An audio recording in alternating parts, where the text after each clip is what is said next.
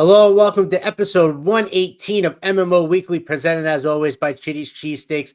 I'm joined by Mathias Kirasaki of MMO and friend of the program, Mets beat writer Pat Ragazzo. Paisan, thanks a lot for coming on here. A little off-season edition. Thanks a lot for taking the time, man. Of course, guys. Thanks so much for having me. Always a pleasure to be here with you, chopping it up. Absolutely. I know we were hoping to have you for a playoff edition for this. Didn't work out this year. We know what happened. Not a great finish, not a great second half. A lot of free agents, a lot of guys have departed this team so far. So we're going to get into who we think should stay and who should go. But before we get into all that, I mean, we were talking a little bit before the show.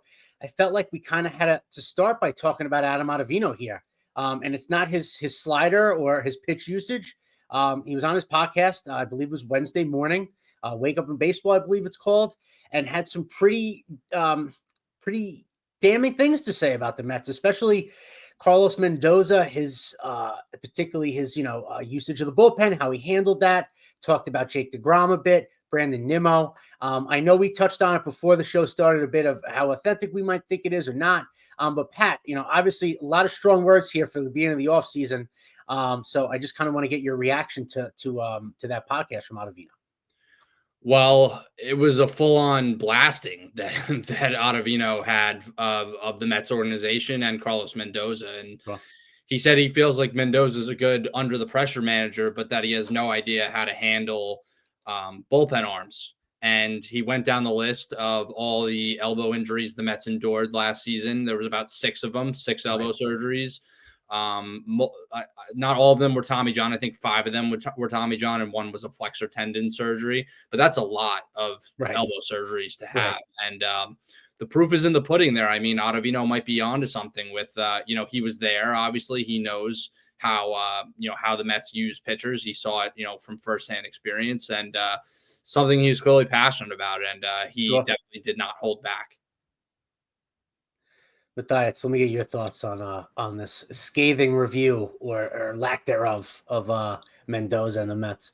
Yeah, I mean, I will say it means a lot more coming from a guy who played for Mendoza, because it feels like every fan, at least, their biggest criticism of their favorite team's manager is bullpen usage.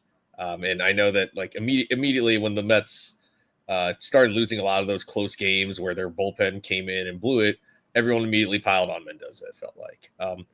The injury part, though, I'm not even sure if that's necessarily Mendoza's fault. Sure. So especially the guys in the starting rotation, like Tyler McGill and Max Kranick, who was up and down from Syracuse in New York. I don't know if that's necessarily all his fault, but I know that Mendoza's management of the bullpen has been questionable. I mean, we'll bring him up maybe later in the show, but the leader in appearances this year was a guy with an ERA over 5 in Ryan Stanek. So he definitely did make questionable decisions. I don't know if Ottavino's, criticisms are a little too harsh maybe, but there probably is something to it. Yeah, I mean, I'm sure it's a little bit of both, right? There must be a little saltiness there as far as he maybe was used in the bullpen, maybe that he particularly didn't like. I mean, I'm looking at some of his quotes here. He seems to say that, when he was on the team in 24, that there was, quote, nobody willing to stand up and talk to Carlos. It was just me, I guess. So it was a little bit of an issue. So it sounds like maybe in general philosophies didn't mix. Who knows? He's also saying that if he was on the team this year, he would have protected the arms himself if he had to. I don't know if I believe that kind of Shakespearean drama coming from Adam Ottavino if he was sitting in the bullpen. But, to your point, Mendoza, especially this year, had issues as far as with his bullpen usage. I think you could say that about 90% of baseball managers, to your point too, Mathias. That's probably the thing, outside of lineups being put out, that's probably the things fans harp on the most. But he is under pressure, it seems like, able to make good decisions. We saw that in 24 more than 25. It seemed like a lot of the buttons he pushed right in 2024 just didn't work in 2025. It doesn't help when you really have no starting pitching or anything, to help that when your bullpen's pitching feels like 5-6 innings every day because you have no starters with length. Probably, factors into that somewhat, but it is pretty interesting. He made some comments about Nimmo or alluded to the fact that the Nimmo might not have liked all the captain chatter with Lindor. seems to be like a guy, or also alluded to, someone that's sensitive to criticism as far as just works hard. And, of hearing that, you're also seeing things, potentially Nimmo on the trade block, right? That he would even be, it sounded like he'd be offended because he loves the Mets so much that if they brought that up to him, whatever, just a lot of kind of layers to unpack from someone who was obviously, just on the team in 2024. He's obviously transitioned, Ottavino being transitioned to that role as, podcaster, media kind of person. So, you want to get your views and your eyeballs, but was there for his first year with Mendoza. So, you wonder how much is personal slight and how much is the truth. Obviously, it's probably a mix of both. But he seems to be, extremely worried about the arms themselves. He went as far as to call them that they will be effed. He used the whole word. I won't use it with the way things are going. But, I don't know. I agree with Mathias too, though, that I don't think that's all on the manager. I think you're seeing arm problems and elbow problems throughout the league because guys just throw really hard and their bodies, whatever, can't hold up to it. But not the stuff you really wanted to talk about with all these also impending free agents now that are about to leave the Mets as well. Yeah, there's one thing, though, I can say that I do know Adam Ottavino was unhappy with the way the Mets used him in 2024. He felt like he had more, I guess, left in the tank and could have had more success had he been put in the right situations in his last season with the Mets. And, the results weren't there. I believe his ERA was like almost in the fives in 2024. And then he played himself out of the bullpen rotation. So, could be something personal there. I don't really know. I can't say other than speculation, but, and also, I mean, the proof is a little bit in the pudding where, Reed Garrett's a guy who led the team in appearances at the point of getting injured, back-to-back years. And last year, his elbow, he said he couldn't even feel his elbow. And, the MRI was clean. It was just inflammation, but, this year he didn't get so lucky, obviously. And I noticed this both years. I mean, Garrett got off to this red hot start, played himself into a leverage role, then struggled, went on the IL, came back. And last year, I remember he was decently effective after he came back. This year, when he came back, he made 4 appearances and had to go back on the IL because his elbow got worse. So, I mean, there were a couple guys. It felt like Brazoban was used a lot, and another guy super effective at the beginning of the year, then really struggled, got sent to the minors. So, I mean, it sort of is partially on the starting pitching because, like we were saying, they had one guy average 6 innings per start, and it was Nolan McLean. He only made 8 starts. They only had 2 guys qualify for the ERA title. So a lot of it, when you have to use a lot of the same guys over and over again, it kind of forces Mendoza's hand to overuse guys. But he probably could benefit, A, from a deeper bullpen, and B, from having some starters that could go a little more than 4 or 5 innings every time out. Yeah, I mean, I agree with you. And to that point, using guys up like the Brasbons of the world, the Regards that pitched well at the beginning of the year kind of faltered. To that point, you drag those guys out, April, May, June. Hopefully, and I guess to the Mets in 24, you got a lot of length out of your starters in the second half. They didn't get any of that. And obviously, with the way they use certain guys in the bullpen mixed with just no starting pitching length, it made for a recipe for disaster. Obviously, had a couple of guys have good years. Edwin Diaz had a great bounce back year. Finally, he's looked past that injury. Now he's looking to get paid again. We'll dive into that in a couple minutes here. But, I think part of it, too, I think falls on Stearns as far as the depth, as far as what you're talking about, Mathias. I mean, Frankie Montas was essentially donated $34 million. You'll never see him again. Just certain moves that I think they felt worked in 24 with, low floors and high ceilings, hoping it would work out again. It did not. So, I know we're going to transition here to guys that we think they should bring back or not, but, outside of the big sluggers, the Alonsos of the world, they just need to bring in, feels like almost every arm you can get. Tendered, non-tendered. If their arm's tender, whatever, you got to bring them in because they just did not have enough to be competitive last year, and it just completely derailed everything. No, they thought they were going to get away with what they did in 2024, and it just everything came together and everything was perfect, and the stars aligned in 24, and it was just a big risk taking that chance again in 2025, and it came back to bite them. Sure, and that's on David Stearns. Yeah, and to that point, I want to transition now to guys that are free agents. That the Mets could potentially look to bring back or not. I got a whole list of guys here. Mike Mayer put out a great article the other day about this that we're going to reference. But we have to start with Pete Alonso. That's obvious. I'm sure we're all going to have similar views. It'll be just probably difference of numbers. But I mean, Pat, what are your thoughts? Do you think the Mets should bring Alonso back? Is there a number of years that you're capped on that? Or do you think it's a bring him back at all costs because he just fits this franchise and is a clutch player for them? I'm really curious to kind of see where you're at with the Alonso saga.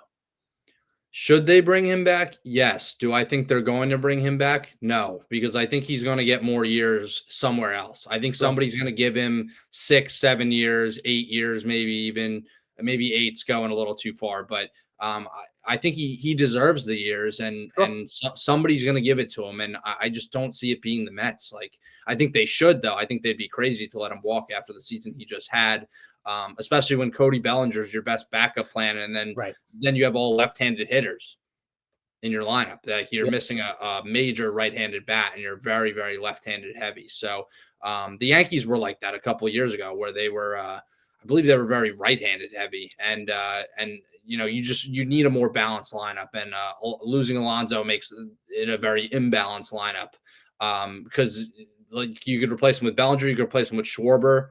Schwarber strictly a DH, obviously, but another left-handed bat. So should they bring him back? Yes. Will they bring him back? I'm not sold on that. Yeah, I'm kind of on the same wavelength here, except I'm not sure I would go to like very big lengths to try to re-sign him in terms of the years. He is going to turn 31 soon. His defense has faltered again, particularly the throwing. I mean, I get nervous every time he throws the ball. But I think that he would benefit from staying in New York. Really, I think part of the reason he was so good this year was that he got to bat behind Juan Soto. He no longer had to be the main power source on the roster. It felt like his approach was much better this year. His swings looked more confident. Felt like a lot of times in 2024, it looked like he was pressing a lot, and his numbers suffered because of it.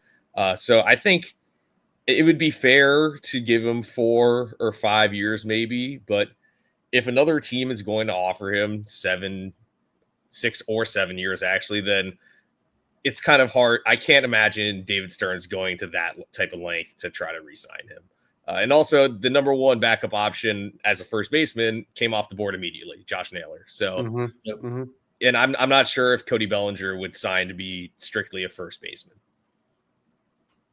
Yeah, it's interesting. I understand there's a number. Am I going to do 7, 8, 9 years with Pete? No. But if it takes a 6-year deal, I'm doing it. The Mets have the richest owner in sports. There's no salary cap. They may be coming after this year, but you don't have to worry about it right now. Alonso is an elite run producer. You saw that this year. He's, outside of probably Kyle Schwarber was the best run, and Ohtani is the best run producer in the National League.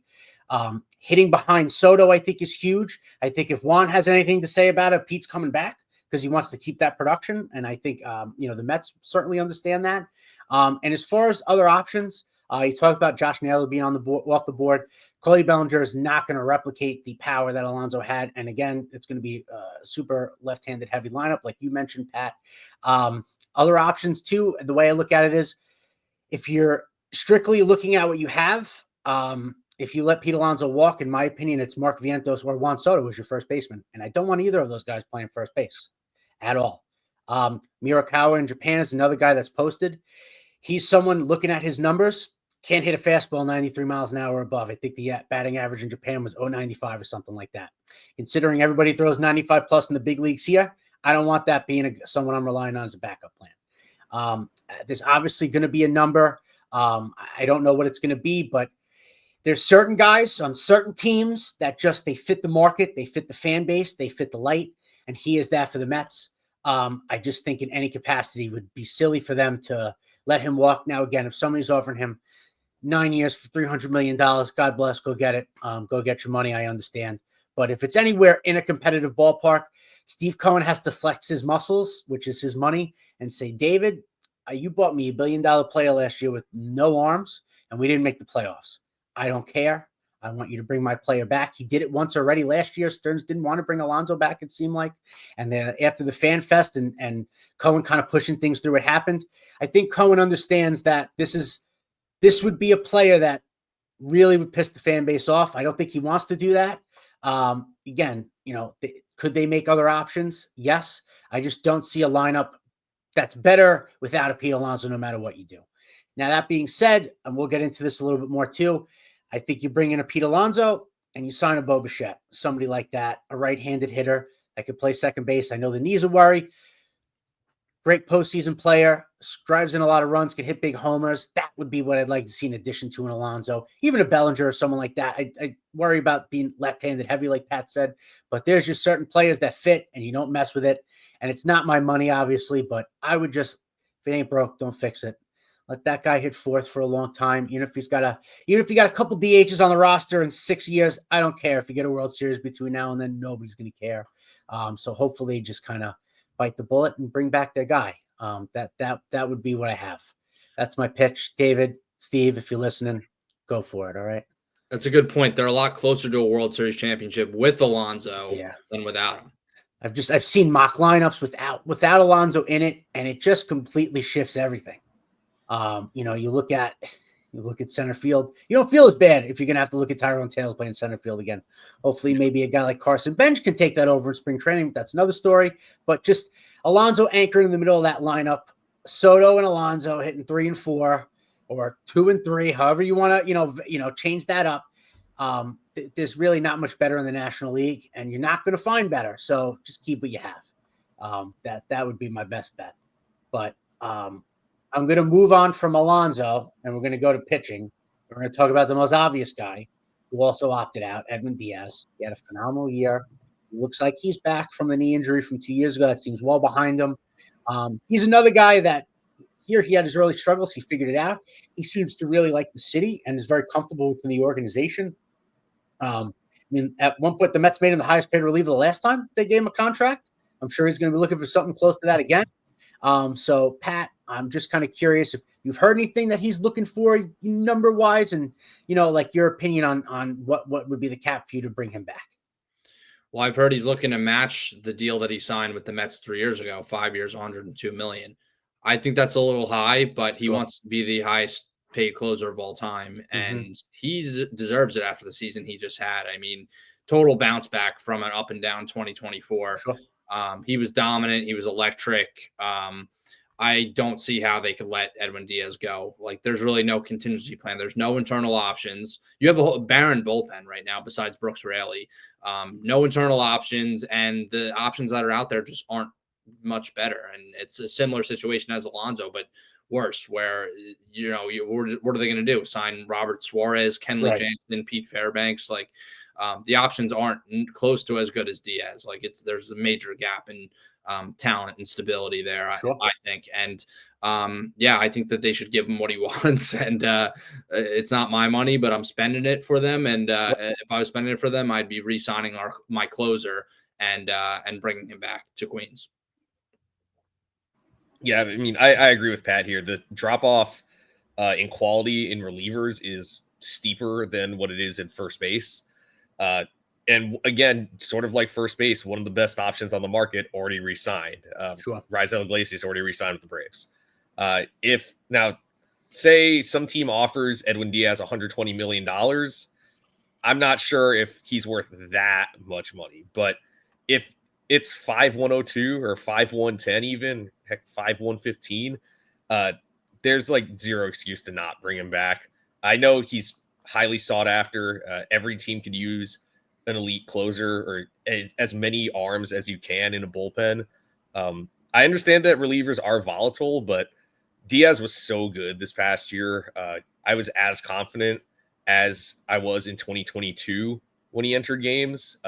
It seems like once he had that adjustment done or whatever it was in April when one leg was longer than the other, he was just dynamite every time he came to the game. So I think, honestly, it might be more important for the Mets to re-sign Diaz than it is for them to re-sign Alonso. It's a tough call, right? I think if it can be equal, I think they're both as equal as it can be on each side of that, right? I think it's the best reliever, arguably your best hitter. Don't let either go. I agree there. I mean, as far as Diaz is concerned, you mentioned the thing with the legs, which that's just so Mets, right? You have an all-star closer that's one leg longer than the other. Of course, that's something they have to deal with. But to me, it felt like his slider command was so much crisper this year. That felt like, to me, that's the Diaz back. More forget the 100 and all that. Being able to have that razor blade slide and be able to command it like he had, in 2022. It felt like he turned that corner from the knee injury a couple of years ago. And again, I think there's something to be said for a guy who came here on a big trade, started out not well, figured it out, and embraced being here. I think that's hard to do in a big market like New York. And, I think that's worth it in itself as well. And again, there's just, like you mentioned, Pat, too, there's nobody nearly better to replace that. So you probably just want to, again, just take the ransom and give him what he wants. I want to stick with relievers. There's some other kind of fringe guys, obviously, that are free agents too. I mean, Ryan Helsley is a name. He's a name. It's there. He's a name. He pitched for the Mets. They traded for him. Went about as bad as it possibly could after the trade deadline for him.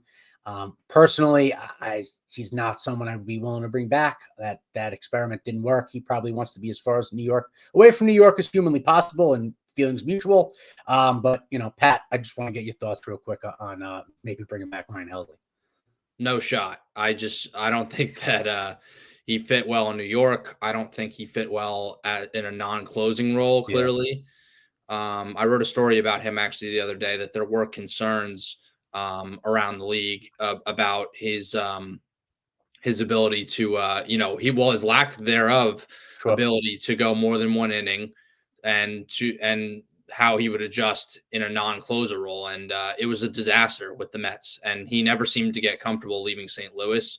So I think that he could go back to St. Louis and thrive, maybe go to a smaller market. I kind of like him as a fit for Baltimore for the Orioles. I mean, they have Felix Bautista coming back at some point next season, but they're going to need a closer to start the season. And I feel like that's like a good fit for Helsley as long as he's closing or going back to St. Louis. But I think the Mets should stay far away, and I think that they will.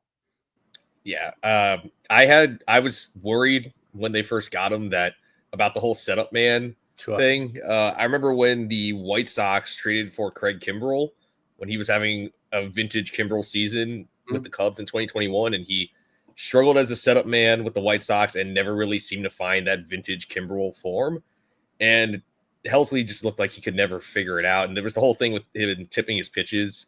It seemed like every time maybe it looked like he had gotten right, he would get shelled again. There are two former star closers on the market in Helsley and Devin Williams. I'd be infinitely more confident that Williams bounced back than Helsley. So, and I know that Williams is maybe a guy who could pair up with Diaz, replace Diaz, etc. But Helsley, I don't think there's any chance he comes back to New York. Yeah, no, I think he took the first plane out of here after the season ended, and you're never going to see him again. And that's totally fine. Listen, it happens. Mets tried. They tried to kind of build the back end of that bullpen with a couple of monsters. It didn't work with them. Like you said, he just didn't seem to fit or be comfortable outside of St. Louis and not closing. So it's just one of those things. It is what it is. But another reliever the Mets traded for at the deadline that was on a one-year deal was Tyler Rogers. Obviously, they gave up a decent amount from the Giants to get him. He was on a short-term deal last year. You would think he's probably going to do the same. He wasn't bad for the Mets. Sometimes felt a little bad luck at times, balls that should have made outs that weren't. I also feel like you didn't see him a ton because it's just second half. There weren't a lot of opportunities at that point. But personally, he would be someone that I'd like to bring back. I think, I think he had a 1 year, $5.2 million deal last year. You probably do something around the same this year. I think that's a no-brainer. Obviously, you want to get your guy Diaz back first, but to fill out the bullpen, I think that's fine with me.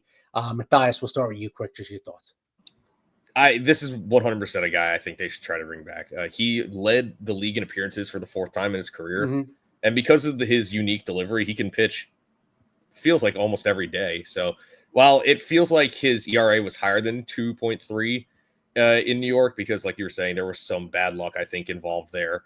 And he did allow some inherited runners to score. But overall, he's a guy who throws strikes. He doesn't walk batters, induces a lot of soft contact, does a lot of grounders. And I think he's basically everything you want in the middle to high leverage reliever.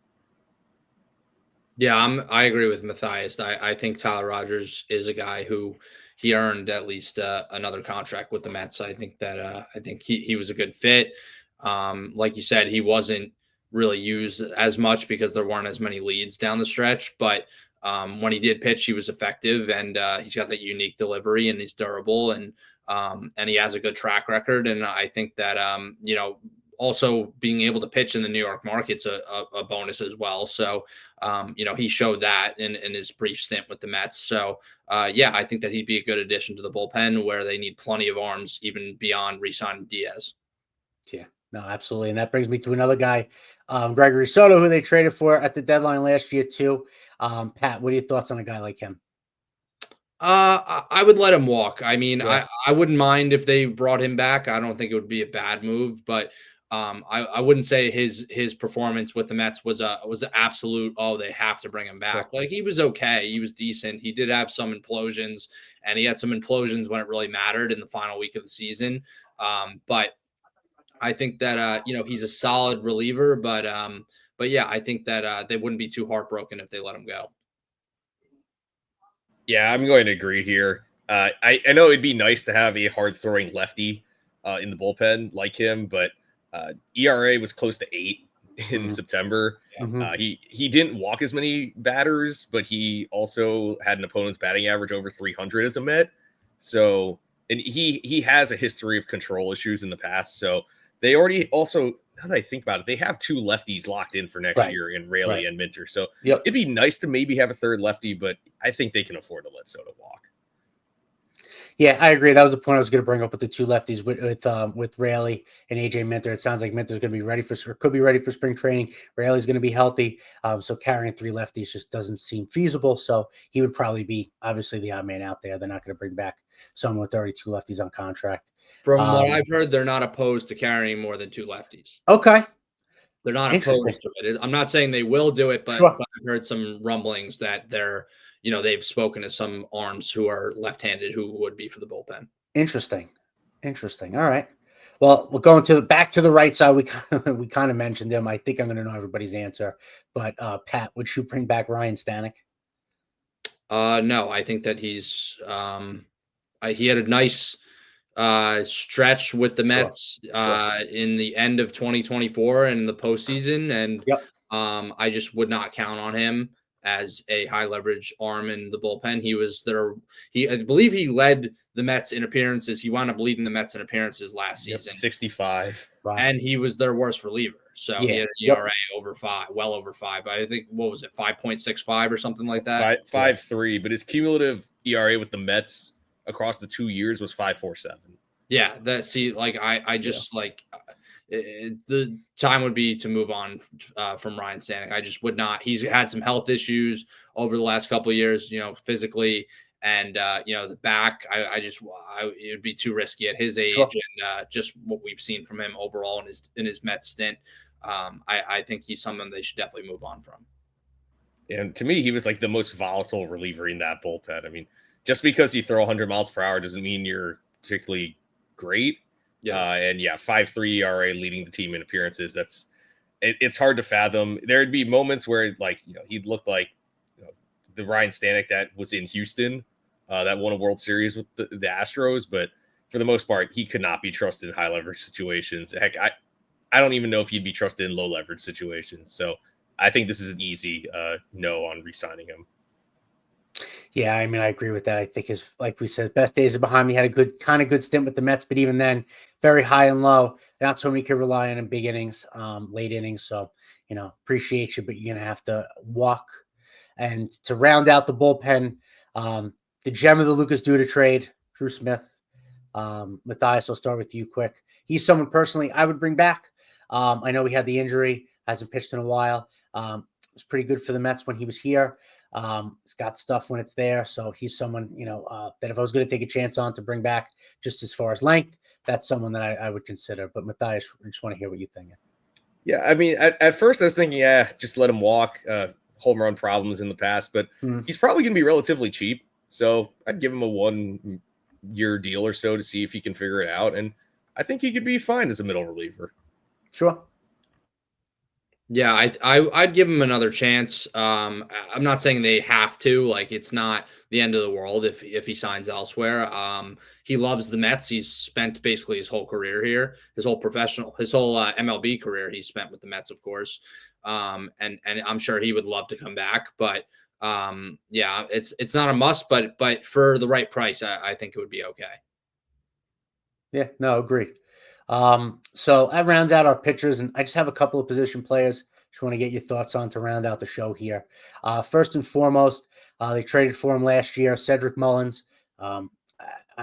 He was, he's a good player. In his time, he really wasn't great in his couple of months here. Personally, I'd rather see if you can let a guy like Carson Benj or someone kind of break through in the roster, leave room for a young guy. You have Tyrone Taylor, you have a couple of other outfielders. I think, I would, at this instance, someone that's a veteran I don't think the Mets need per se. I think I would be comfortable not bringing him back and maybe, maybe another veteran outfielder, bring him back instead. But Pat, just want to get your thoughts on Mullins here quick. He never fit.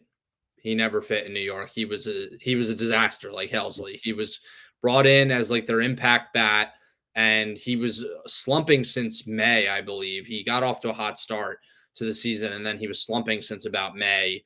And his defense has deteriorated over the last several years in center field. He's not open to moving to a corner spot. Sure. I wrote about this as well in my Helsley. I wrote a joint story on Helsley and Mullins the other day, and there were concerns about Mullins because of his center field defense and his unwillingness to move to a corner spot. So the Mets have no room in the corners. They have Nimmo, they have Juan Soto, and they're better. They have better options in center field with Tyrone Taylor and potentially Carson Benj. Yeah, and the reality is, ever since his 30-30 season, he's basically been the league average bat. Sure. 102 OPS plus over the last 4 years, which is only a 711 OPS. So I was already kind of low on the acquisition when they first got him. The fact that they landed on him instead of a different center fielder. I know there weren't many options, but it felt a little underwhelming, and he failed expectations. So there's no room for him on this roster. Yeah, I agree. You look at, and unfortunately, if you had a crystal ball, it's the trade deadline would be different. But you look at someone like Harrison Bader, could have brought back obviously what he did with the Phillies, but hindsight's there. Now it's just I think we're in agreement. Hopefully, he can let one of these young guys, run with the spot in the outfield if need be. But I want to round out last two guys I have for you. I'll do them together. Starling Marte and Jesse Winker, a couple of outfielders / DH types, a lefty and a righty. Marte, active leader in stolen bases in the MLB. Jesse Winker barely played last year. He was just hurt the whole time. Felt like you barely saw him. You put a DH in the outfield, he pulls his side, and that was the end of that. Between those two guys, Pat, I'll start with you. Would you bring back either? None? Just kind of curious. There's our last couple of veterans round out the free agent list. I think none. I mean, they're good clubhouse guys, but the Mets don't really need cheerleaders. They already have the Queen's crew, so and Mr. and Mrs. Met. So, I think that it's time to move on. I mean, Soto wants Starling Marte back. That's his buddy and his mentor, and whatever it may be. But Marte's got physical ailments and issues, and he's 36 years old, 37, I believe. And Winker just did not play the entire season, and I would not bring him back. So, and where do they fit? I mean, you want to leave that DH spot open for more flexibility, especially if they bring back Pete. It sounds like he's going to be DHing more. You're not going to give a first base glove to Marte. Maybe you would to Winker. That's something that's been talked about before, but I wouldn't count on it. And I wouldn't count on either of them as outfield depth at this point, given their physical issues. So I would bring back neither of them. And I'm going to agree here. I think that, going into 2026, the Mets need like a stable guy at DH, and entering the year with two platoon bats who don't exactly hit for too much power is not going to really benefit them next year. And Marte's 37, and it seems like he's had an IL stint every year. Actually, he has had an IL stint every year he's been on the Mets. So unfortunately, as much as I loved watching these guys and having them on the team, they both had their moments in the postseason too. Neither of them really have a role other than being clubhouse guys. Yeah, agreed. You also, at this point, you don't want veterans logging up spots potentially for these young players like the Benjis of the world, Jet Williams, Clifford, guys like that potentially. I think the Mets would also probably want to offset some of these big contracts that they have / are going to give over the next coming weeks with some of the youth. So, I don't think either of those guys just are a fit or make sense at this point. But we'll see. We're right in the thick of it here in the offseason, guys. A lot of stuff going on. The stove is hot. Hopefully Met fans will come out of this offseason like they were last year with, signing Soto, feeling great, bringing back Alonso, maybe another bat, bring back Diaz, a bunch of arms. But at the end of the day, a lot of work to be done here for David Stearns and company. This is not just a player or two away. They have a lot of holes that they need to fill in right away because this is a team that's continuing to want to contend for right now. Yeah, a lot of work to be done. Definitely, whole bullpen. Top of the rotation. They got to add an ace, and they got to retain their own stars in Diaz and Alonso. So they're going to have to spend a lot of money, and it's not necessarily going to equate to wins. I mean, they only won 83 games last year after being having the best record in the league up until June 12th. Sure. But you got to just kind of roll the dice and bring back your stars and also add star talent as well. Yeah, I think it's clear that this current roster the roster they used in 2025 wasn't exactly built for going the extra mile. So it can't just be, re-signing Diaz and Alonso. They obviously have to add much, much more. And I am curious to see how they attack the pitching situation, because it seems like it entered the year as my biggest concern, and it ended up being the biggest weakness on the roster. I guess since we just real quick, I mean, Pat, do you see the Mets making a trade or a splash for a horse? We know DeGrom's probably out of the question. Met fans probably want to get that out of their heads. But do you think someone like a Skubal or even maybe a Skeens? Now, Skeens is going to be a whole king's ransom because it's got control and that sort of thing. But do you think the Mets are going to be aggressive, like maybe in the trade market, to try and get a front end horse like that, like we're saying? They should be, because the free agent market lacks talent. Yep. You're not going to give big money to Framber Valdez. You're not going to give, big money to Dylan Cease, who I believe has the qualifying offer attached to him. Michael King, Matt Gallen coming off a bad year. There's not too many possibilities on the free agent market. I mean, I would probably go after Michael King if I were them, but sure. Beyond that, if you're looking for a true number one starter, you're doing that through the trade market. And Skeens is not available. Remains to be seen if Skubal is. Remains to be seen if Joe Ryan is. But that's really where I'd look. And, I think that's where they're going to look and at least make some calls to see, if they're available and what it would take to get, guys like that. Interesting. Very interesting. We'll see how this goes. I maybe it's the hopeful Met fan in me, but I have a feeling that that Mr. Cohen is going to tell Mr. Stearns that you do whatever you have to do to make this team as competitive as it can. That's what I'm hoping for. But, it's going to be another exciting offseason. I think we'll wrap it up here, though. I think we covered pretty much everything we can so far. Pat, thanks a lot for joining the show. It's always a pleasure, man. Appreciate it. We'll catch up with you soon. And as always, everybody, we'll catch you next with the latest from free agency and the hot stove. But as always, let's go Mets.